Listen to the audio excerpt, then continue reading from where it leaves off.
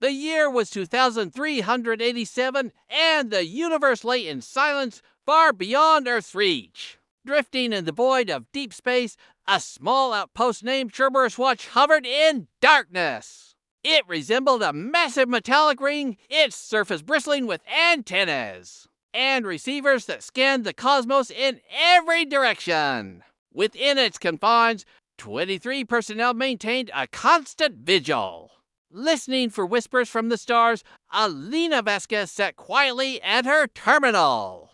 Watching lines of green numerals scroll across her display for 8 long years, this had been her. Routine and endless loop of monitoring signals, submitting dry reports, sipping lukewarm coffee, and hoping futilely for something out of the ordinary.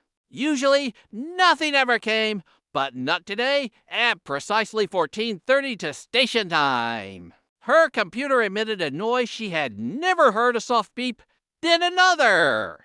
Followed by a rapid cascade, Alina leaned closer, eyes narrowing, the numbers on her screen were shifting, no longer random, but deliberate. They were aligning into a pattern. "Marcus," she called, waving to the man beside her. "You need to look at this. Marcus Webb." Older than Alina by 2 decades, his hair silvered and his gaze weary. Had spent 20 years analyzing celestial noise. He rose, peered at her monitor, and his tired eyes widened. "Where's it coming from?" he asked sharply. Alina gestured to a secondary panel, the Vega system. Roughly 25 light years.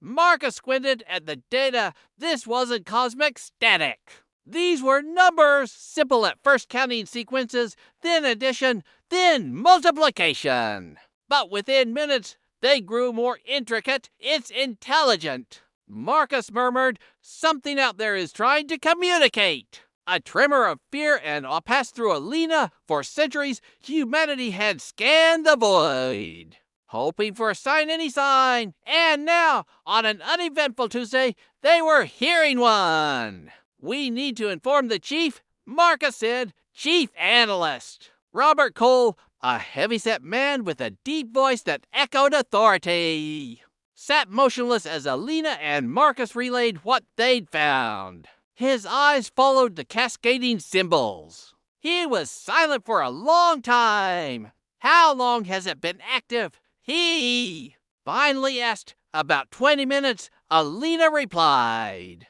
"It started with basic math, but look now, the screen's contents had shifted. Woven into the equations were spatial diagrams, numerical representations of planetary systems, star positions, and celestial coordinates. One of them was unmistakable.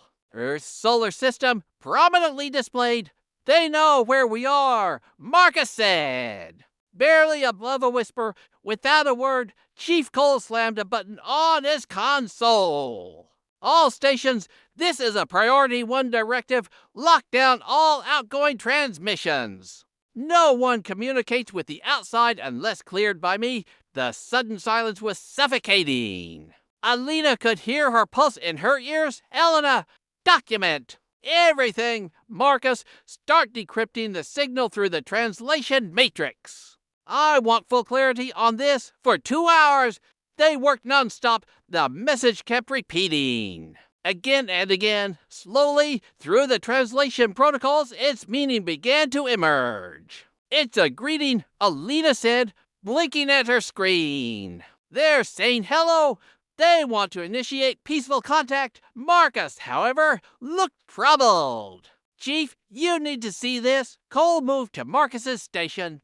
"What is it?" "The main signal's carrying the greeting, but there's more hidden subsignals beneath the carrier wave." He tapped a display segment, showing the signal split into layers. Faint, almost imperceptible patterns danced within the background. "Static. These aren't greetings," Marcus said grimly. "They're readings, measurements." Alina leaned in. "Measurements of what?" Marcus didn't speak right away. When he did, his voice had gone cold. "Earth. They're mapping our planet, population densities, city coordinates even. military installations. Cole felt a chill wash over him. You're certain Marcus pointed. These here, they match orbital defense satellite locations, and those are fleet positions. Alina's breath caught. How could they know this? Marcus's answer was grim. Because they've been observing us for a long time. Cole turned to his encrypted terminal, fingers trembling as he entered a high-level override. I need to speak with Admiral Torres. Now? Admiral Helena Torres was Supreme Commander of Earth's Space Defense Forces. Though stationed on Earth, their quantum link meant communication was near instant. Moments later, her stern voice responded, "Go ahead, Chief Admiral. We've intercepted a signal intelligent origin. It began with peaceful contact, but there's more. It's also detailed surveillance. They know our defenses, our locations, our weaknesses." A long pause followed.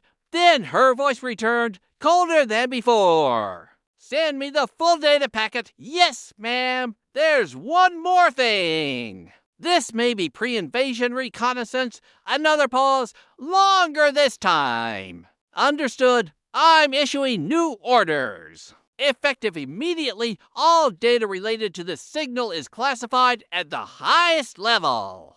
Speak of this to no one. Upload everything to my secure archive. Then initiate a full purge of local systems." Cole hesitated. "Admiral, what about the transmission? It's still ongoing. Continue passive monitoring, but do not respond. Do not acknowledge. And Chief," she paused, "prepare your station. Everything's about to change." Alina turned to Marcus, then back to Cole. "What does that mean?" Cole didn't answer right away. A notification blinked on his screen, encrypted. Directives from Earth. His face turned pale. "The Admiral is activating something called Protocol Omega." Marcus frowned. "I've never heard of that." "Neither have I," Cole admitted, scanning the text. "But it says here, Protocol Omega is our final contingency. A defense plan waiting for a signal like this." Alina blinked. "Final defense? What kind of plan?" Cole shook his head. "I don't know. But according to this, she's contacting something called the Death Fleet. Beyond the confines of Cerberus Watch, the stars gleamed innocently, and Earth's sun twinkled as a faint dot. Space seemed as still as ever, but hidden beyond human sight. Ancient machines were beginning to stir. The alien message played on, its friendly greeting unwavering, unaware that humanity had deciphered both layers. The one that welcomed and the one that warned. On Earth, buried in a secure facility, Admiral Torres stood before a wall of displays and tactical feeds. She pressed a single command key across every human-controlled sector. A ripple of signals spread to hidden outposts and stations facilities most never even knew existed. The message was concise. "The day we prepared for has arrived. All units report to Rally Point Tartarus. Humanity's through fleet awakens back at Cerberus Watch." Alina continued to monitor her screen, unaware that she had just witnessed the moment that would shift the course of galactic history. The senders of the signal had reached out to what they believed was a peaceful, isolated species. They were about to discover their error. Captain Riley Jang had spent 15 years harvesting asteroids. Her ship, the Rock Crusher, was a rust-streaked vessel dented from endless collisions with space debris. Each day blurred into the next. Locate asteroid, mine it, extract ore, repeat. But today, something changed. Mid-sip of her morning coffee, her comm system blared with an alert sheet never received before. Not from her mining company, not from orbital control. It came from Admiral Torres. "All units, Protocol Omega is active. Report to Rally Point Tartarus." She blinked at the message. Protocol Omega. She didn't recognize the term, but she New Tartarus, coordinates deep within the asteroid belt, a no-go zone for civilians. Computer, she said, plot course for Rally Point Tartarus, a warning tone chimed.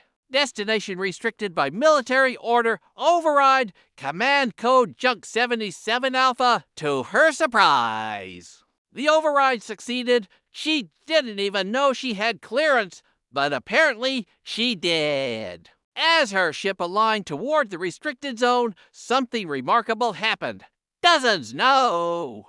Hundreds of vessels emerged on her sensors, freighters, haulers, tug ships like hers. All converging on Tartarus. When Riley arrived, her jaw dropped. What she had believed to be empty space concealed an enormous array of structures, titanic constructs suspended in darkness, interconnected by spires and beams. It was like a spaceborne fortress, but the most astonishing sight came moments later. Seemingly ordinary storage modules unfolded, blooming like petals, revealing sleek weaponry. Engines and command modules, the mining fleet had been a disguise. And now it was shedding that skin. Let me know when you're ready for the next part or want edits.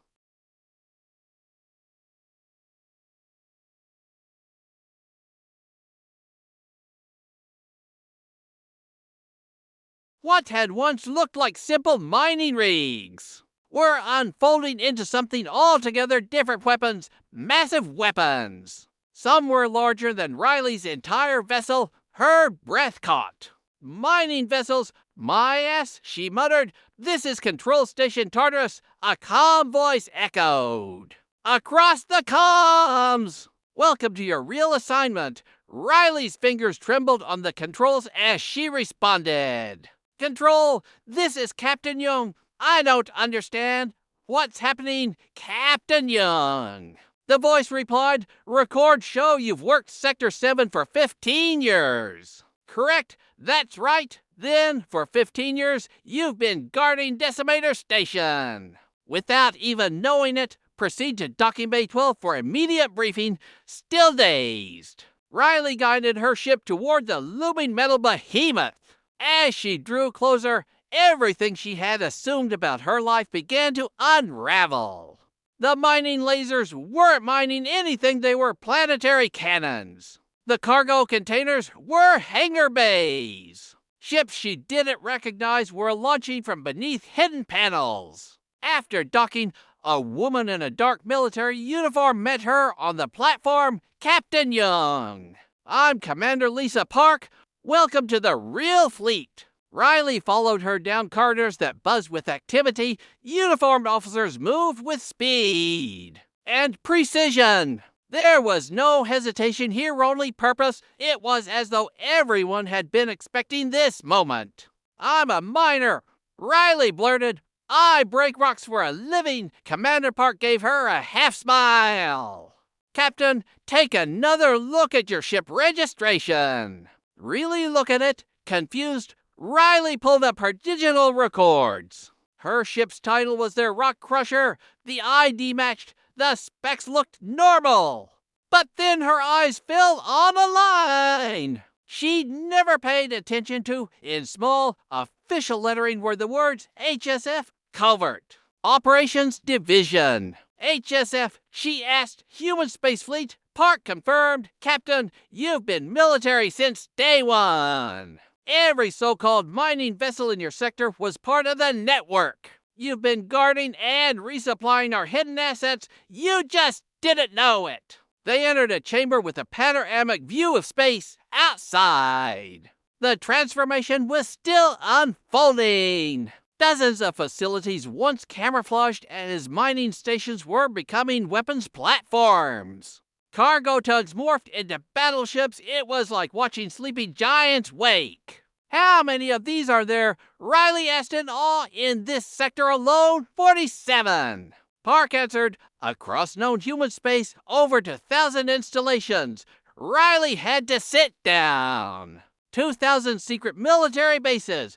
But why? How long has this been planned? Commander Park didn't hesitate. For over 2 centuries, since the first ship left Earth orbit. We knew it was only a matter of time before we met something hostile, so we prepared.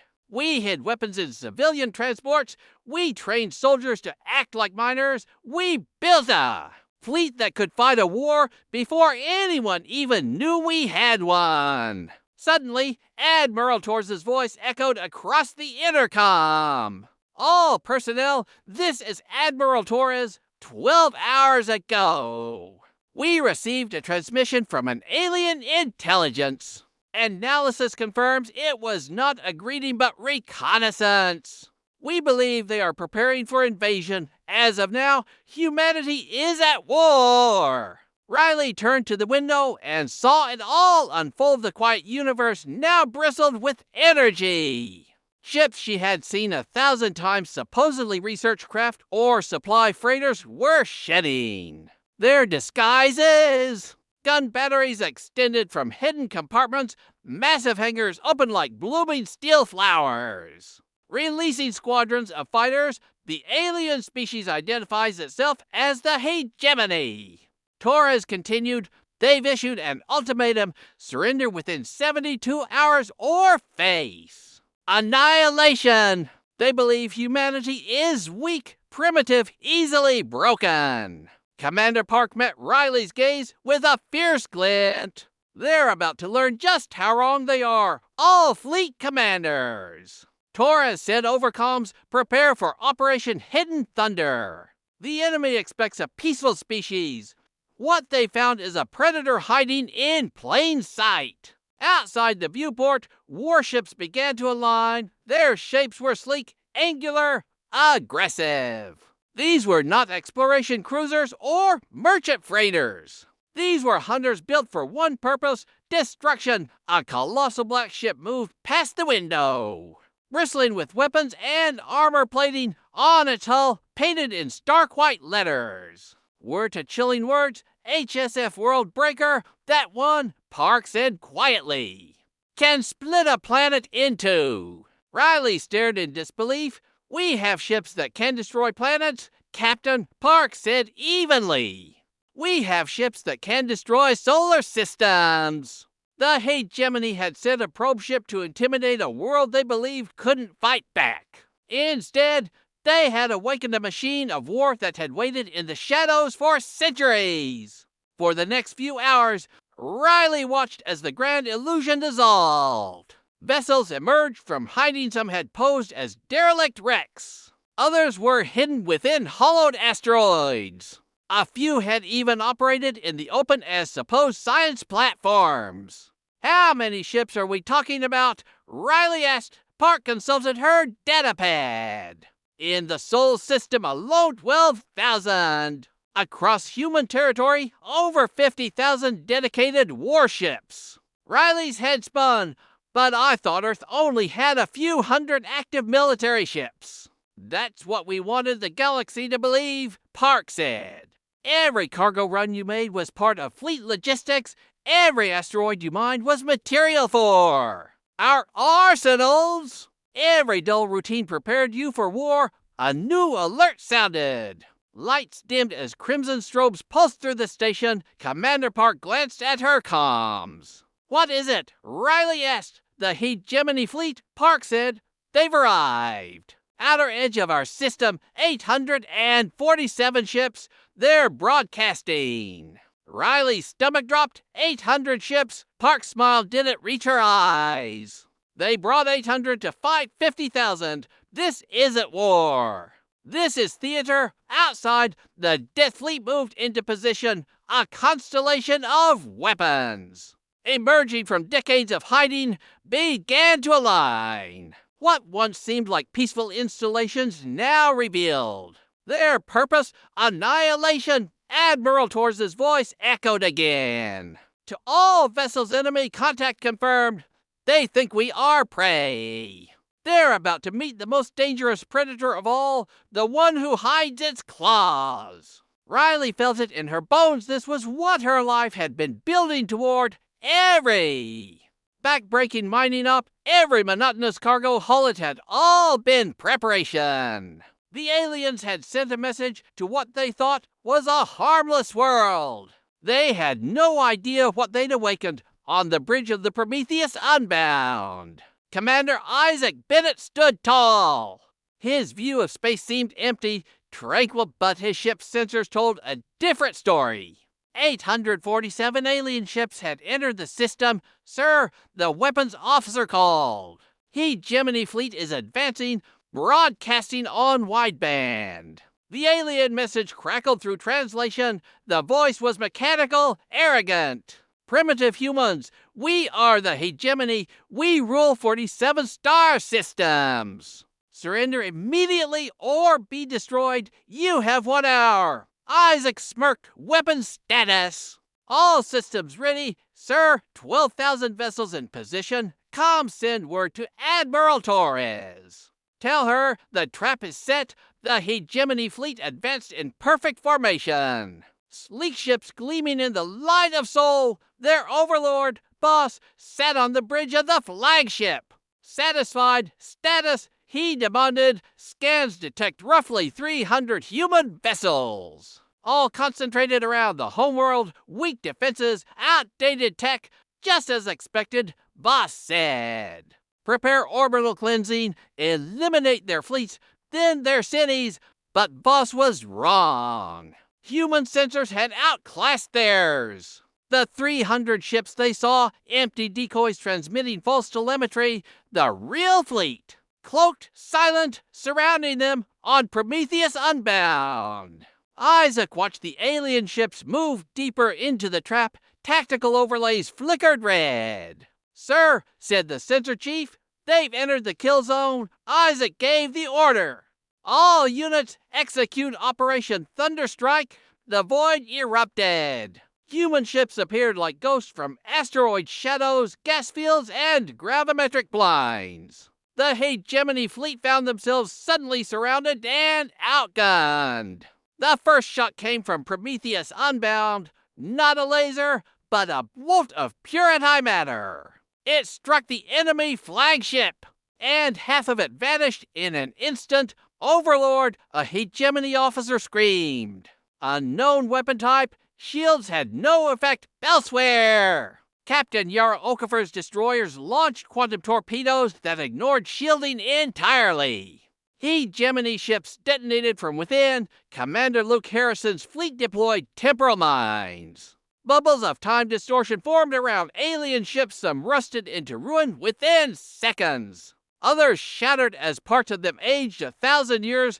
The hegemony tried to retaliate, unleashing waves of energy blasts and missiles, but the human ship stood untouched. Sir, Isaac's officer reported enemy weapons are vanishing. Our temporal deflectors are perfect, Isaac said. They're hitting the past. The battle was a massacre. They had come expecting prey. They'd found monsters. Captain James Morrison's bombardment fleet engaged next. Their orders were clear: no mercy.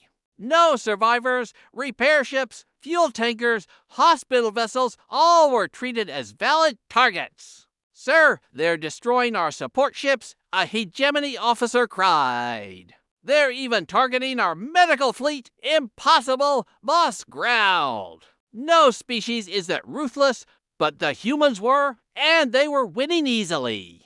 Commander Diana Cross led the stealth division. Her ships had remained dormant, cloaked in quantum stillness. Now they emerged just meters from.